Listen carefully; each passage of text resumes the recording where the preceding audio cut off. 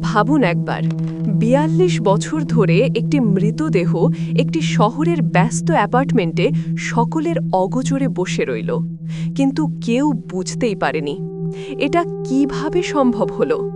ঘটনাটি হলো, হেডভিগা গোলিক নামের একজন মহিলা জাগ্রেব শহরের একটি অ্যাপার্টমেন্টে একা থাকতেন। ১৯২৪ সালে তার জন্ম হয়েছিল। ১৯৬৬ সালে তার বয়স ছিল প্রায় ৪২ বছর। সেই বছর তিনি তার প্রতিবেশীদের শেষবারের মতো জানান যে তিনি কিছুদিনের জন্য বাইরে যাচ্ছেন। এরপর তাকে আর কেউ কখনো দেখেনি। প্রতিবেশীরা এবং বাড়ির অন্যান্য বাসিন্দারা ভেবেছিলেন যে হেডভিগা হয়তো তার পুরনো ফ্ল্যাট ছেড়ে শহরের অন্য কোথাও চলে গেছেন অথবা অন্য কোনো দেশে পাড়ি দিয়েছেন। সেই সময়কার পরিস্থিতি এবং যোগাযোগের ব্যবস্থা আজকের মতো উন্নত ছিল না, তাই কেউ তার খোঁজ নেওয়ার প্রয়োজন মনে করেনি। এভাবেই কেটে যায় ১ বছর, ২ বছর, ১০ বছর। ৪২ বছর পর যা ঘটল, ২০০৮ সাল, অর্থাৎ হেডভিগাকে শেষবার দেখার ৪২ বছর পর শহরের কর্তৃপক্ষ এবং পুলিশ ওই ফ্ল্যাটের মালিকানা সংক্রান্ত একটি বিষয়ে তদন্ত করতে আসে। ফ্ল্যাটটি বহু বছর ধরে পরিত্যক্ত অবস্থায় থাকায় তারা দরজা ভেঙে ভেতরে প্রবেশ করার সিদ্ধান্ত নেয়। ভেতরে ঢুকেই তারা যেন সময়ের অতল গহ্বরে হারিয়ে যান। পুরো ঘরটি ছিল ১৯৬০-এর দশকের আসবাবপত্র দিয়ে সাজানো, যেন একটি টাইম ক্যাপসিউল। আর সেই ঘরের ভেতরে একটি চেয়ারে বসা অবস্থায় তারা দেখতে পান হেডভিগা গোলিকের কঙ্কাল। ভয়াবহ দৃশ্য।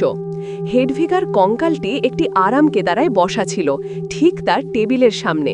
তার পাশে একটি টেবিলে একটি চায়ের কাপ রাখা ছিল, যে কাপে তিনি হয়তো শেষবারের মতো চা পান করছিলেন। পুরো ঘর মাকড়সার জালে ঢাকা ছিল, কিন্তু কোনো জিনিস চুরি বা এলোমেলো করা হয়নি। সবকিছু ঠিক সেভাবেই ছিল যেভাবে ৪২ বছর আগে হেডভিগার রেখে গিয়েছিলেন।